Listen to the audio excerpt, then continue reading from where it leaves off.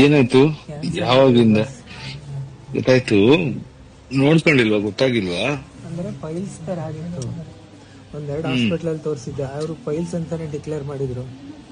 ಅದು ಹ್ಮ್ rectal cancer ಅಂತಾನೆ ಗೊತ್ತಾಗ್ಲಿಕ್ಕೆ 3 ತಿಂಗಳು ತಗೊಂತು. ಅಷ್ಟರೊಳಗೆ ಎಲ್ಲ ಸ್ಪ್ರೆಡ್ ಆಗಿತ್ತು.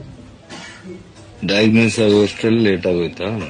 ಅದು ಐಡೆಂಟಿಫೈ ನಾವು ಯಾವ್ದೇ ಒಂದು ಇದನ್ನ ಕಳಿಸ್ಲಿಕ್ಕೂ 15 ದಿವಸ 20 ದಿವಸ ಟೈಮ್ ತಗೊಳ್ಳೋರು ಆ ಟೆಸ್ಟ್ಗೆ. ಹ್ಮ್ ಅಷ್ಟರೊಳಗೆ ಬಾಡಿ ಫುಲ್ಲು ಹರಡ್ಬಿಟ್ಟಿತ್ತು.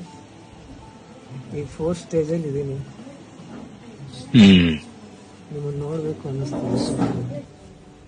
ಎಲ್ಲೋಗ್ತಿದೆ ಜಗತ್ತು? ಏನ್ ಮುಂದಕ್ಕೆ ಏನ್ ಮಾಡ್ಬೇಕು ಅಂತ ಯೋಚಿಸ್ತಾ ಇದ್ರೆ ನಾವು ಬೇಸಿಕಲ್ ಒದ್ದಾಡ್ಕೊಂಡ್ ಕೂತಿದೀವಿ ನಮ್ ದೇಶದಲ್ಲಿ. ಊರೂರಲ್ಲಿ ಆಗ್ಬೇಕು ಫೆಸಿಲಿಟಿಗಳಷ್ಟೇ. ಇದೇನ್ ಮಾಡಕ್ಕಾಗತ್ತೆ? ಮನುಷ್ಯ ದುಡಿಯೋದೇ ಚೆನ್ನಾಗಿ ನೆಮ್ಮದಿಯಾಗಿ ಬದುಕ್ಬೇಕಂತಲ್ವಾ? ಸರ್ ಅವ್ನು ನಿಮ್ಮ ಇನ್ಸ್ಪಿರೇಷನ್ ವರ್ಡ್ಸ್ ಇಂದ ತುಂಬಾ ಇದಿದೆ ಸರ್, ಜೋಶ್ ಇದೆ. ಅವ್ನು ಯಾವತ್ತೂ ಹೋಪ್ಸ್ ಕಳ್ಕೊಂಡಿಲ್ಲ. Only thing sir. ಇಲ್ಲ, ನಾನು ಹೇಳಿದ್ನಲ್ಲ, ಹೋಪ್ ಒಂದು ಇಟ್ಕೋಬೇಕು. ಯಾಕಂದ್ರೆ ಅದ್ ಹೆಂಗಾಯ್ತು, ಈ ತರ ಆಗುತ್ತೆ ಅಂತ ನಾವ್ ಅನ್ಕೊಂಡಿರಲ್ಲ ಅಲ್ವಾ? ಅದ್ ನಮ್ ಕಲ್ಪನೆಗೆ ಮೀರ್ ಆಗಿದೆ. ಒಳ್ಳೇದು ಕಲ್ಪನೆ ಮೀರ್ ಆಗ್ಬೋದಲ್ವ? ಸೊ ಅದನ್ನು ಸರ್ವೈವ್ ಆಗ್ಬೋದು. ಎಲ್ಲ ಮೈಂಡ್ ಅಂತ ನಾನ್ ನಂಬ್ತೀನಿ. ಬಟ್ ಹೋಪ್ ಇಟ್ಕೋಬೇಕು ಅಷ್ಟೇ, ಇನ್ನೇನು ಮಾಡಕ್ಕಾಗಲ್ಲ.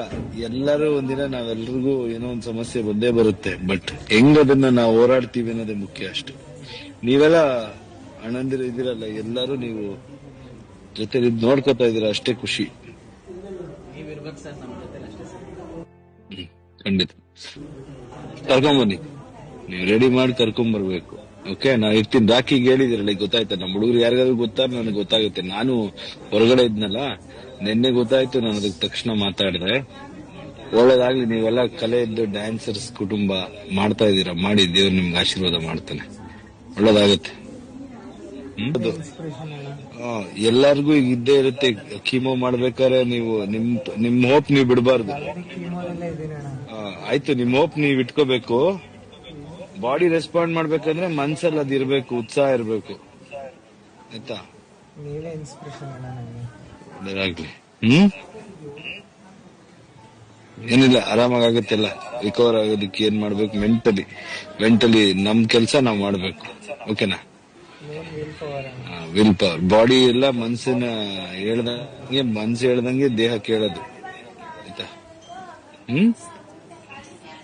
ಓಕೆ, ಬಾಯ್ ಬಾಯ್ ಬಾಯ್.